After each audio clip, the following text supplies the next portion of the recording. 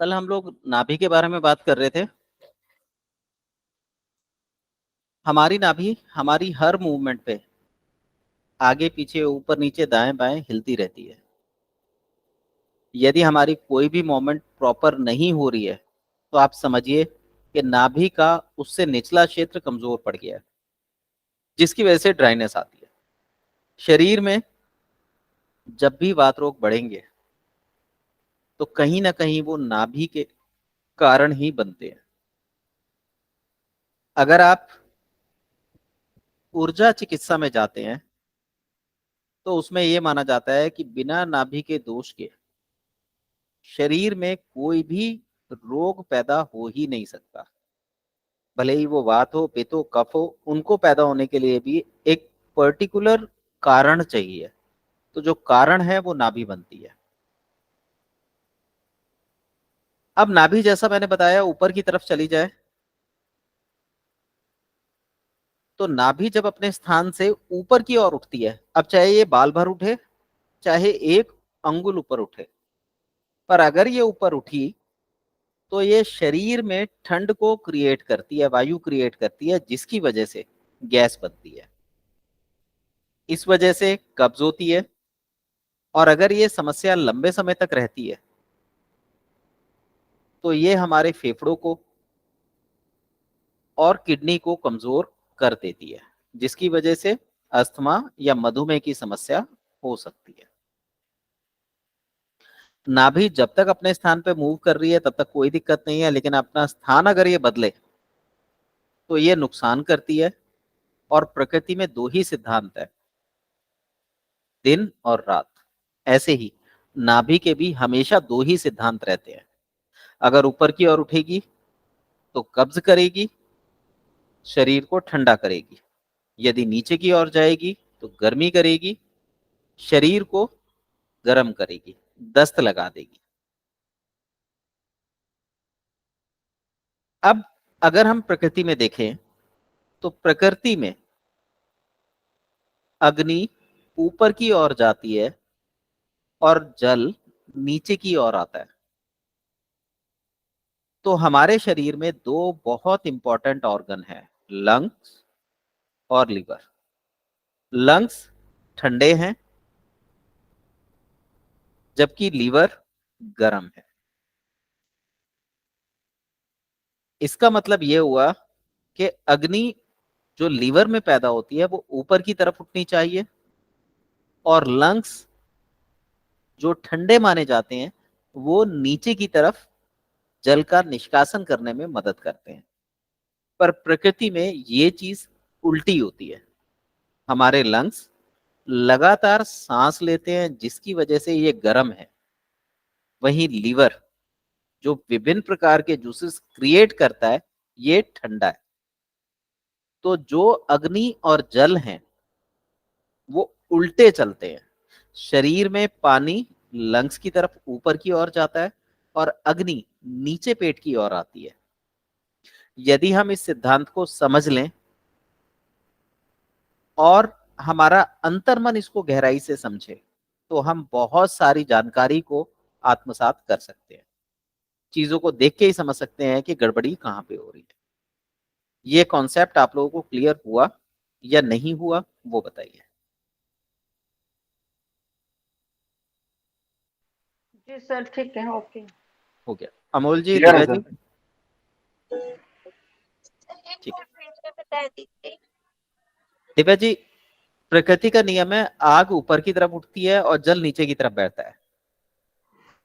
ठीक है। तो लंग्स हमारे अग्नि का केंद्र है, ये आग को नीचे की तरफ फेंकते हैं। और लीवर हमारा जो कि अग्नि का केंद्र होना चाहिए, हम इसे जल का केंद्र मानते हैं, और ये जल को ऊपर की तरफ फेंकता है। तो ये वाइस वर्सा कंडीशन है जो कंडीशंस को समझने में हमारी मदद करती है। क्लियर? चलिए, अपना माइक ऑफ कर लीजिए, आगे चलते हैं। नाभि यदि लेफ्ट साइड की ओर चली जाए तब भी यह शरीर में ठंडक पैदा करती है, जिससे सर्दी, खांसी, जुकाम, कफ जो भी एक्यूट कंडीशंस होती हैं क्रिएट होती है। नाभि अगर राइट साइड खिसक जाए तो ये हमारी बॉडी में लीवर को इफेक्टेड करती है, जिसकी वजह से एसिडिटी, अनडाइजेशन, अफारा, अपच जैसी समस्याएं क्रिएट होती हैं। और नाभि यदि नीचे की तरफ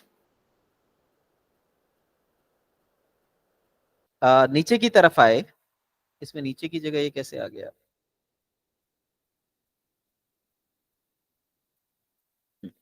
नाभि यदि नीचे की तरफ खिसक जाए तो शरीर में दस्त लग जाते हैं, गर्मी बढ़ जाती है।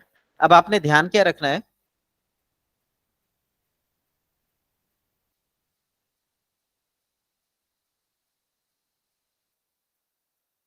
मान लीजिए ये आपकी नाभि है,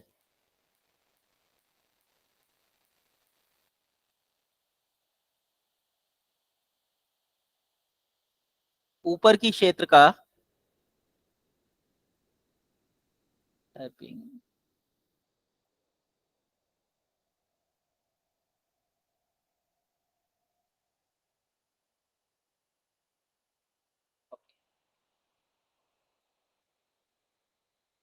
ऊपर का जो क्षेत्र होता है ये ठंडा होता है।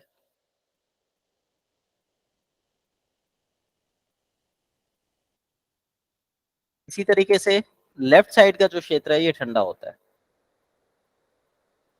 नीचे का क्षेत्र गर्म होता है।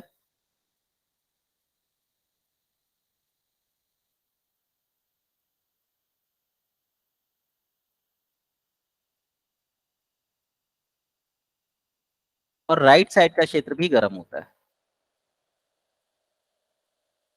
रोगों की क्रिएशन होने का तरीका भी यही होता है। अब यदि रोग हॉट की तरफ से कोल्ड की तरफ चले,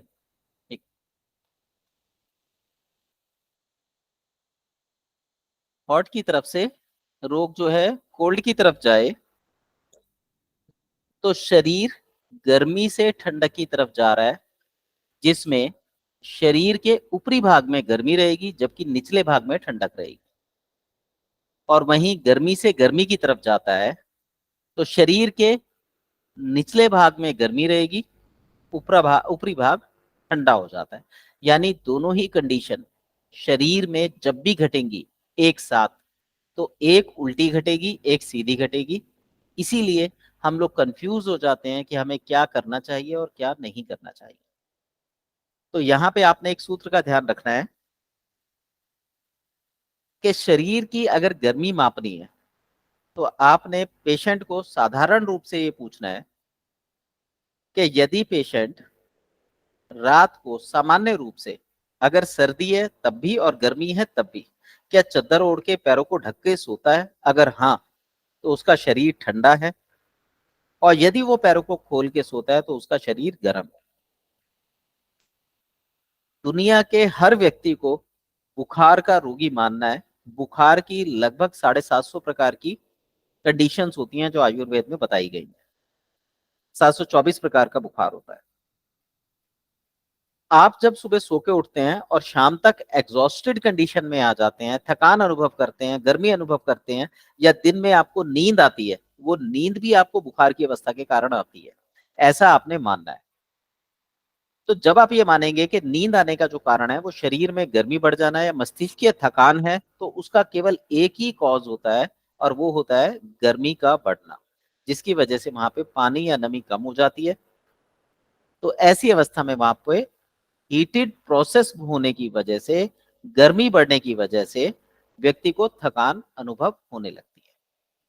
तो ये बुखार की अवस्था है। अब बुखार कोई भी हो, 724 प्रकार के बुखार में से बुखार कोई भी हो, इसमें भी आपके आगे हमेशा दो कंडीशंस बनेगी। पहली, शरीर का तापमान बढ़ा हुआ होगा लेकिन पेशेंट को ठंड लग रही हो, तो इसे गर्मी में ठंड का बुखार बोला जाएगा। दूसरा, पेशेंट का बुखार बढ़ा हुआ होगा और उसे गर्मी लग रही होगी, तो इसे गर्मी का गर्मी में बुखार बोला जाएगा। मतलब दोनों ही चीजें गर्म गर्म है। जब भी गर्मी का बुखार पेशेंट पे चढ़ता है तो उसके सिर में, छाती में गर्मी भर जाती है, पैर ठंडे हो जाते हैं। तो आपने ऐसी कंडीशन में क्या करना है, पेशेंट के पैरों को गर्म पानी में डुबो दीजिए या ठंडे पानी में डुबो दीजिए, या पैरों पे तेल मालिश कीजिए, या पैरों को रगड़िए, या पैरों को किसी भी तरीके से गर्म कीजिए। यदि गर्मी में ठंड का बुखार क्रिएट हुआ है पेशेंट को और पैरों को गर्म कर दिया जाए तो बुखार का असर घट जाता है। और यदि यही चीज बढ़ जाए तो दिमागी बुखार होने का डर रहता है। और यदि पेशेंट पैरों से गर्म है और ऊपर की ओर ठंडा है तो उसे सिर्फ सोने दीजिए। ऐसी कंडीशन में उसे नींद आएगी, वो कॉस्मिक रेज को खींचेगा, उसी में उसकी हीलिंग प्रोसेस अपने आप हो जाएगी। ऐसे केस में आपने क्या करना है, उसके यूरिन और स्टूल को बढ़ाना है। स्टूल बढ़ाने के लिए आप उसे कोई दस्तावर औषधि दे सकते हैं मौसम के अनुसार। यूरिन बढ़ाने के लिए आप उसे कैस्टर ऑयल पिला सकते हैं, या ब्लैडर रीजन पर कैस्टर ऑयल लगा सकते हैं, या किसी और रेमेडी के माध्यम से, किसी दवाई के माध्यम से उसका यूरिन बढ़ा सकते हैं। ऐसे पेशेंट को जिसका टेम्परेचर नॉर्मल हो जाए, सॉरी, जिसका बुखार पैरों की तरफ हो, उसे ठंड लग रही हो, सॉरी, जब पैरों की तरफ बुखार होगा तो उसे गर्मी लगेगी, जब उसे गर्मी लग रही हो तो ऐसे में उसे सोने देना चाहिए। बॉडी पर स्पंज किया जा सकता है और खाने के लिए केवल लिक्विड चीजें वही दी जानी चाहिए जो सुपाच्य हो। ऐसी अवस्था में 24 से 48 घंटे के अंदर अंदर बुखार उतर जाता है। ये वाला बुखार का कॉन्सेप्ट आप लोगों को क्लियर हुआ? ये सभी के लिए सामान्य है, चाहे मैं हूं, चाहे आप हैं, चाहे कोई पूरी तरह हेल्दी व्यक्ति है, उस पर भी ये नियम लागू होता है। ये प्राकृतिक नियम है। ये कॉन्सेप्ट आप लोगों को क्लियर है?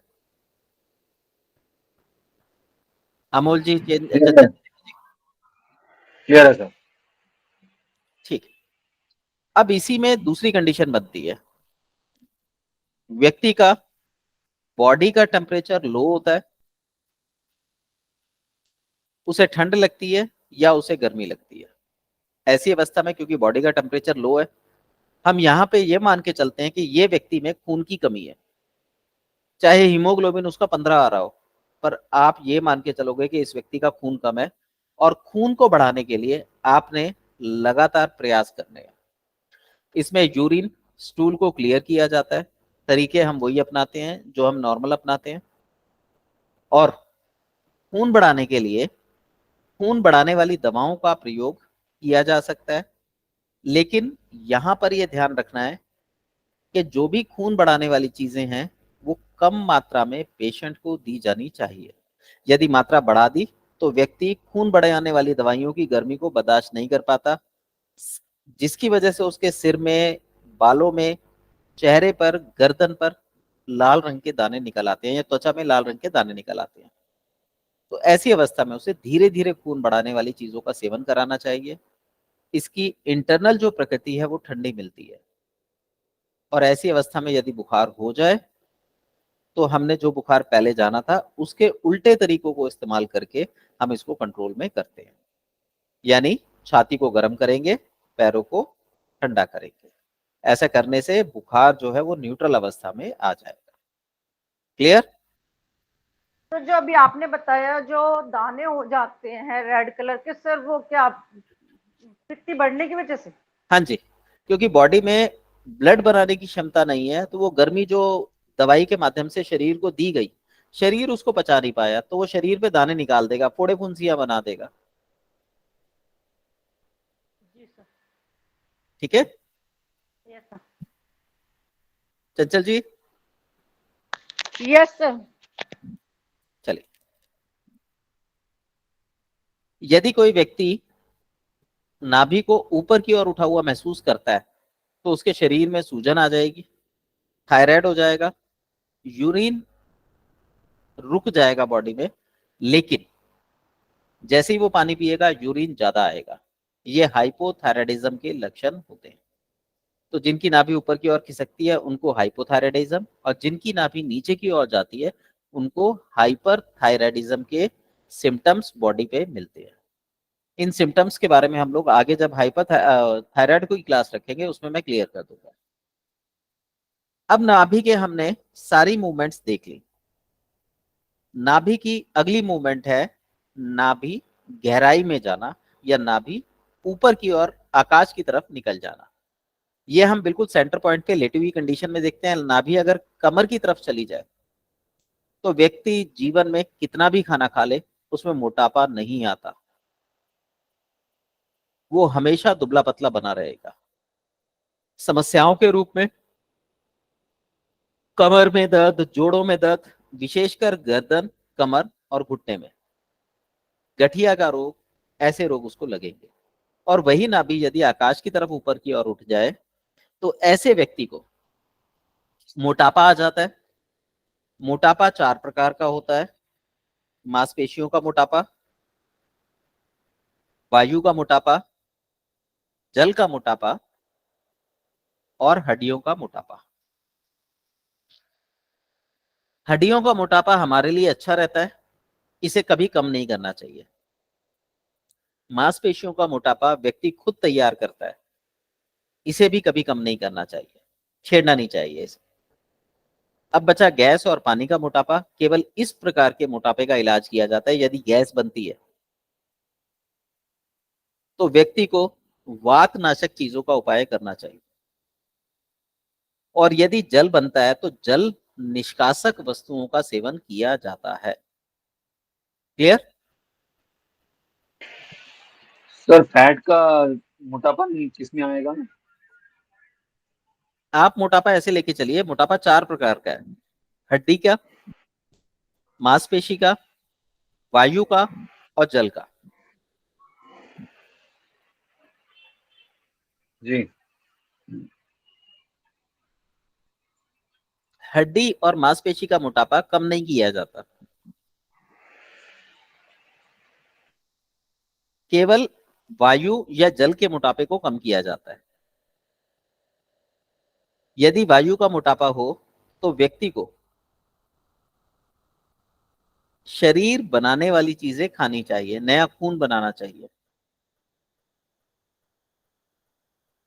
वातनाशक चीजों का उपाय करना चाहिए, कफवर्धक चीजें खानी चाहिए। और अगर जल का मोटापा है, सूजन है शरीर में, तो ऐसी अवस्था में जल निष्कासक चीजों का सेवन किया जाना चाहिए। और दोनों ही अवस्थाओं में अनीमिया का इलाज जरूर करें। मतलब खून की कमी होती है इन व्यक्तियों के शरीर में, इसलिए इस प्रकार के मोटापे आते हैं। दोनों ही मोटापे सर में किसमें खून वात, बनाने वाली चीजें जरूर लें। हाँ जी। सर कौन से में, वात में और कफ में? बात में कफ में नहीं, जो आपका जल का और वायु का मोटापा है। Okay sir.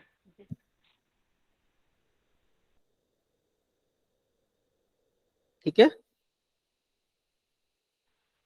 Yes sir. जी सर। अब यहां पर एक ये स्लाइड है, इसको समझिएगा और अपने शरीर पर लक्षणों में मैच कीजिए। ये आपके डायग्नोसिस करने में काफी मदद करेगी। यदि किसी व्यक्ति की पैरों की उंगलियों में दर्द हो, सुन्नपन हो, शरीर में कमी हो, सॉरी, यदि किसी के पैरों की उंगलियों में दर्द हो या सुन्नपन हो, ये हमारे शरीर की कमियों को दर्शाता है। और शरीर में विभिन्न प्रकार के रस, जो डाइजेशन संबंधी प्रॉब्लम्स है, उनसे संबंधित रोगों को दर्शाएगा। उल्टे पैर की तीसरी उंगली यदि हिलाने से दर्द का अनुभव करे तो यह कमर के रोग या शाइटिका नस के दर्द को दर्शाता। चंचल जी, आपने पीछे अभी क्लास में कहा था ना, मेरे अंगूठे से दूसरी उंगली में दर्द है। Yes sir. तो ये आपको मिल गया कि किस लिए है? कमर का रोग है आपको कोई? हाँ ये सर, मेरी कमर में पेन रहता है। जी, तो यहाँ पे सिम्टम मैच कर गया ना? Yes sir. जी। जी सर। पैर का अंगूठा यदि अंदर की ओर फैल जाए तो वह अनिद्रा, तनाव, डिप्रेशन को दर्शाता है। ऐसे ही पैर का अंगूठा यदि बाहर को फैल जाए तो व्यक्ति के लापरवाह होने का संकेत होता है। पैर की सबसे छोटी उंगली कनिष्ठा उंगली, यदि इसमें धार पड़ जाए, धार नरम हो, तो वो प्रमेह के रोग को दर्शाएगी, यानी प्री डायबिटिक कंडीशन को दिखाएगी। और यदि वो तीखी है, हार्ड है, तो ऐसी अवस्था में वो मधुमेह यानी शुगर को, डायबिटिक कंडीशन को दर्शाती है। प्रमेह 20 प्रकार का होता है जिसका इलाज किया जा सकता है, और मधुमेह केवल एक प्रकार का होता है, ये लाइलाज होता है, इसका इलाज नहीं होता। इसके साथ हमें रहने का तरीका सीखना होता है। पैरों की उंगलियों में सूजन या पैरों की उंगलियों में गड्ढे पड़ना दबाने पर तलवों के ऊपरी भाग में नमी का होना अथवा सुन्नपन होना फेफड़ों की कमजोरी को दर्शाता है। आपका जो तलवा है, जो आपके पैरों की उंगलियों के नीचे का हिस्सा है, वहां पे अगर सुन्नपन हो या नमी नजर आती हो, तो ये फेफड़ों की कमजोरी के लक्षण है। जिन लोगों के पैरों में नमी होती है उनको ये समस्या होती है। और लंग्स में इन्फेक्शन होना कॉमन होता है उनका। सर्दी, खांसी, जुकाम, बुखार, जब भी वो नमी की अवस्था में आएंगे बीमार पड़ जाएंगे, ये कॉमन होता है। इसके बाद आगे चलते हैं। यदि किसी व्यक्ति की पिंडलियों में दर्द बना रहता है, तो ये शरीर की कमजोरी का, मेटाबॉलिज्म का या थायराइड रोग होने का स्थितियों को दर्शाता है। इसके साथ साथ यदि पिंडलियों में दर्द है, तो ये आपकी किडनी की पोस्टल एनर्जी और प्री एनर्जी दोनों की कमजोरी का संकेत देता है। आंखों के नीचे यदि थैलियां बनती हैं, ये उसको भी दर्शाता है। यदि किसी व्यक्ति के घुटनों में दर्द हो, तो ये किडनी के रोग और कमर के रोग को दर्शाता है। यदि किसी व्यक्ति के जांघों में दर्द हो, तो ये शरीर में पोषक तत्वों के अभाव, पुरुषत्व या स्त्री तत्व की कमी, कमजोरी या शरीर के नष्ट होने की प्रक्रिया यानी डीजनरेटिव कंडीशन को दर्शाता है। अगर आप इसे ज्योतिषीय उपायों से देख रहे हैं, तो ये पैतृक रोगों को दर्शाता है।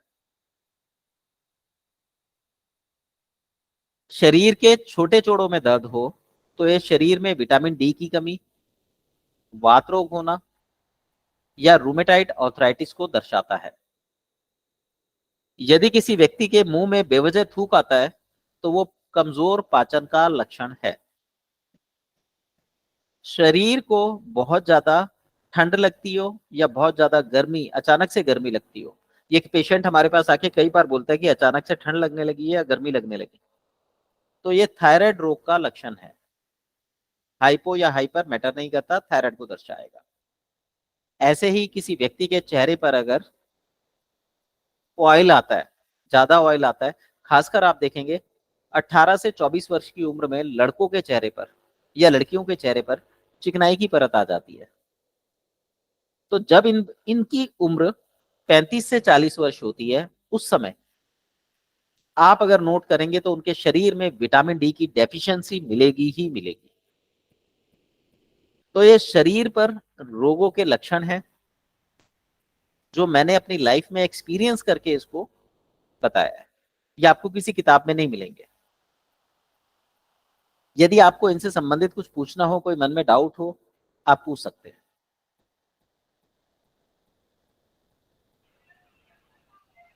सर ये पैर की कनिष्ठ उंगली में धार यहाँ का मतलब? देखिए, आप पैर के नीचे उंगली पे हाथ लगाइए, वहां पे एक धार नजर आती है। अगर वो सॉफ्ट है तो वो प्रमेह को दर्शाती है, और अगर वो हार्ड है तो वो मधुमेह को दर्शाती है। और लोग ये बोलते हैं कि हम जूता पहनते हैं इसलिए ऐसा हो जाता है, ऐसा कुछ नहीं है। जब शरीर पैरों में सूजन आ जाती है तब ये स्थिति पैदा होती है।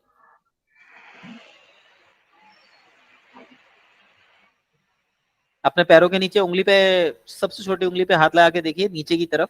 क्या कोई धार आई हुई है? सर धार ही समझ में नहीं आता, धार का मतलब क्या? धारी बन जाती है। आप उस पे हाथ लगाएंगे, वो आपका जो उंगली का तलवा है वो एक साइड को झोंक खा जाता है, तो उसमें एक धार बन जाती है, एक लकीर खिंच जाती है। आप उसे हाथ लगाएंगे तो महसूस होगी कि एक लकीर सी खिंची हुई है। जी सर है। हाँ, तो ये मधुमेह को दर्शाती है शरीर में, प्रमेह या मधुमेह को। अगर ये सॉफ्ट है तो प्रमेह है, जब ये बहुत ज्यादा हार्ड हो जाती है तब ये मधुमेह को दर्शाती है। जी। ठीक है, और ये अगर आप 10 लोगों के हाथ लगाएंगे तो 8 लोगों के आपको पैरों में मिलेगी मिलेगी। जी सर। हाँ, और कोई सवाल?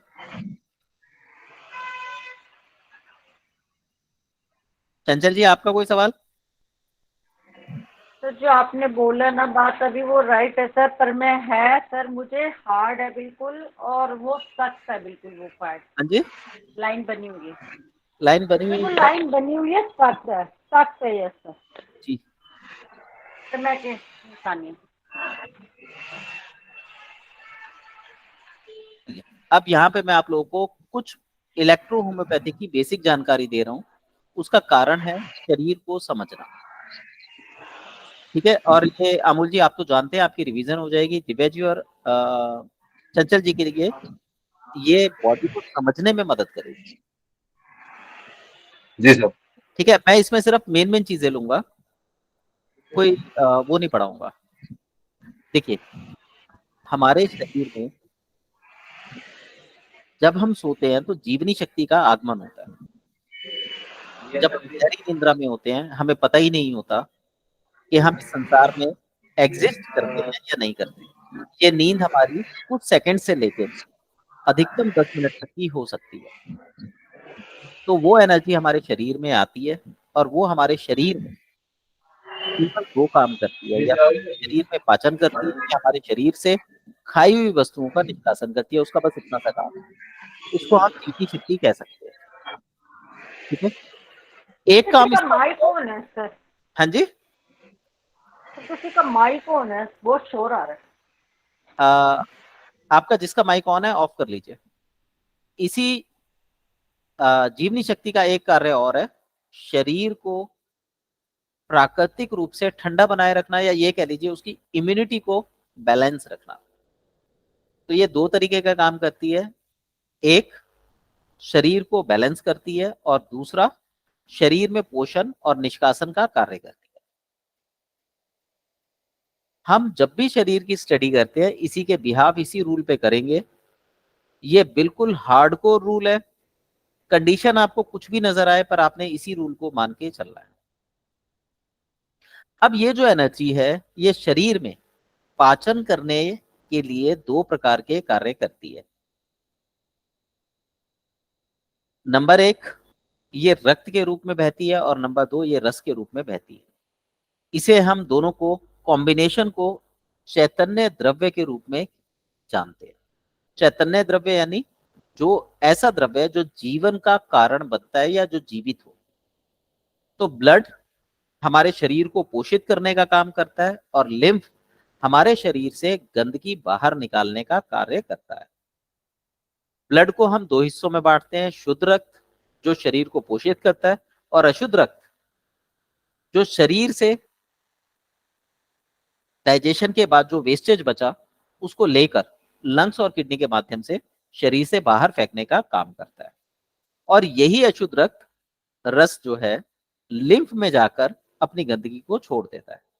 हालांकि इनका आपसी डायरेक्टली कोई कनेक्शन नहीं होता, इनडायरेक्ट वे में ये एक दूसरे को सपोर्ट करते हैं।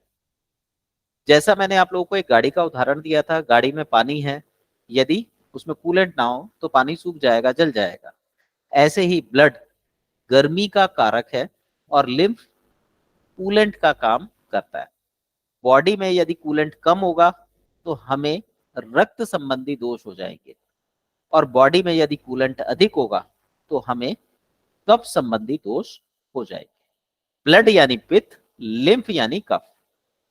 इन दोनों को चलाने का काम वायु करती है, बात करती है। तो हमारे जो पीछे के रूल्स थे वो हमने याद रखने हैं और इस फार्मूले को लगाकर बॉडी को डायग्नोज करना है तो हम आसानी से डायग्नोज कर सकते हैं। इसे हम शरीर का इलेक्ट्रॉन बेस सिस्टम बोलते हैं। आपने देखा होगा एक एटम के अंदर 3 चीजें होती हैं, नेगेटिव फेज, पॉजिटिव फेज और न्यूट्रल फेज। जो रक्त है वो पॉजिटिव फेज है, जो लिम्फ है वो नेगेटिव फेज है, और जो इस सिस्टम को बनाता है, चलाता है, वो न्यूट्रल फेज है। इसी तरीके से इनकी कंडीशन के अनुसार ही हमारे शरीर में रोग पैदा होते हैं। यदि हमारे शरीर की क्रियाएं बढ़ जाएं तो हम उसे पॉजिटिव अवस्था बोलते हैं, और यदि हमारे शरीर की नेगेटिव अवस्थाएं घट जाएं तो हम उन्हें नेगेटिव अवस्था बोलते हैं। यदि ब्लड ज्यादा कार्य करने लगे तो पॉजिटिव, ब्लड कम काम करने लगे तो नेगेटिव। यदि लिम्फ ज्यादा काम करने लगे तो पॉजिटिव, यदि लिम्फ कम काम करने लगे तो नेगेटिव। लेकिन ये दोनों क्योंकि एक दूसरे के ऑपोजिट है तो हमने भी ऑपोजिट कंडीशंस को प्रेफर करना है। ब्लड यदि ज्यादा काम करे तो पॉजिटिव, कम काम करे तो नेगेटिव, लेकिन लिम्फ यदि ज्यादा काम करे तो नेगेटिव, कम काम करे तो पॉजिटिव माना जाएगा। यहां तक क्लियर है चंचल जी, दिव्या जी?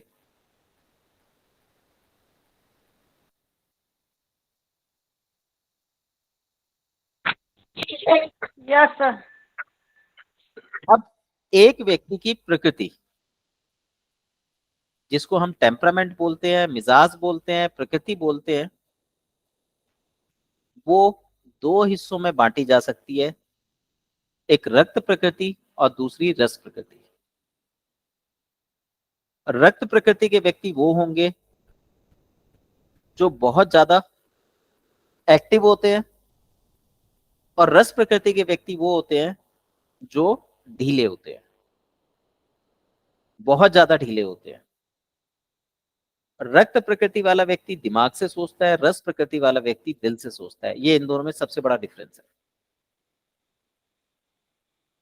रक्त प्रकृति हार्ड ऑर्गन्स पे काम करती है, रस प्रकृति हॉलो ऑर्गन्स पे काम करती है। ये कंडीशंस हैं। रक्त प्रकृति वाला व्यक्ति किसी भी काम की शुरुआत बहुत अच्छे से करेगा, उस काम को अंत तक कभी नहीं ले जा सकता। रस प्रकृति का व्यक्ति किसी काम को समझने में आधा समय से आधे से ज्यादा समय लगा सकता है, पर जब वो समझ जाता है उसके बाद वो किसी भी काम का अंत बहुत अच्छे से करता है। रक्त प्रवृत्ति का व्यक्ति सुबह जल्दी उठेगा, सारे काम निपटाएगा, शाम होते होते ठंडा पड़ जाएगा। रस वाला प्रकृति वाला व्यक्ति दोपहर को 2 बजे के बाद एनर्जेटिक होगा और रात भर काम कर सकता है, पर उसे सुबह नींद चाहिए, इसे देर से नींद आती है। तो ये प्रकृति प्राकृतिक रूप से हमें मिली होती है, पर हम अपनी जीवनचर्या के थ्रू इस प्रकृति को बिगाड़ भी लेते हैं। रक्त प्रकृति के अंदर जितनी भी हमारी arteries, veins, blood cells, red blood cells आते हैं, कैपिलरीज आती हैं, इसके अलावा लिवर, लंग, किडनी, स्प्लीन, जो भी अंग ब्लड से कनेक्टेड होते हैं, जिनकी वजह से सूजन, दर्द, इन्फ्लेमेशन पैदा होते हैं, वो रक्त प्रकृति के होते हैं। और जो रस प्रकृति है, ये शरीर में जो सफेद कण होते हैं, व्हाइट ब्लड सेल्स होते हैं, उनको इंडिकेट करती है। इस प्रकृति के अंतर्गत lymph node, lymph vessels, liver, intestine, stomach, mucus membrane, जो भी कफ से संबंधित चीजें हैं वो आती हैं, या जो खोखले अंग होते हैं वो आते हैं। नॉर्मली एक व्यक्ति रक्त और रस दोनों का मिश्रित स्वरूप होता है। दुनिया का कोई भी व्यक्ति ऐसा नहीं है जो पूरी तरह रक्त हो या पूरी तरह रस हो। और व्यक्ति क्या, ना ऐसा कोई जीव है, ना ऐसा कोई वनस्पति है, लेकिन मिश्रित होने के बावजूद इन दोनों में से किसी एक की प्रधानता हो सकती है। जिस व्यक्ति में रक्त की प्रधानता होगी वो पित्त प्रकृति का व्यक्ति होगा, जिस व्यक्ति में कफ की प्रधानता होगी वो रस प्रकृति का व्यक्ति होगा, और जिस व्यक्ति में वात की प्रधानता होगी वो मिश्रित प्रकृति, जिसमें रक्त और रस एक दूसरे को क्रॉस करके दूषित करके बैठे हों, वो मिश्रित अवस्था कहलाती है। यहां तक क्लियर है?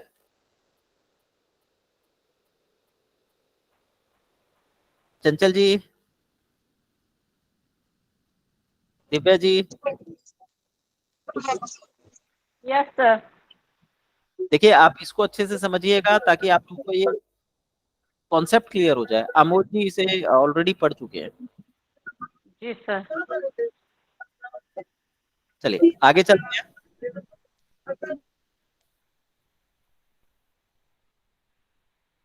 बस इतना ही है। आप कुछ पूछना चाहें तो पूछिए। आज की क्लास बस इतनी है। कल के हमारे नोट्स रहेंगे इससे आगे के, इनकी जो प्रकृति है मैं उसमें और थोड़ा आपको खोल के बताऊंगा। सर एनी अभी यही क्वेश्चन? क्लास, सर दोनों क्लास जो कल की है और सर आज की है, सर दोनों डाल दो, हम दोनों रिवीजन कर ले, फिर उसके बाद बताते हैं सर। कल वाली तो मैं डाल चुका हूँ, आज वाली सुबह डल पाएगी। सर आज वाली ग्रुप में डाली सर या आपने चैनल पे? मैंने चैनल पे भी डाल दिया है, ग्रुप में भी डाल दिया और अपने पर्सनल ग्रुप में भी डाल दी है। सर मैंने अभी तक देखी नहीं थी इसलिए। अच्छा आप देख लीजिएगा, कल वाली क्लास में डाल चुका हूँ।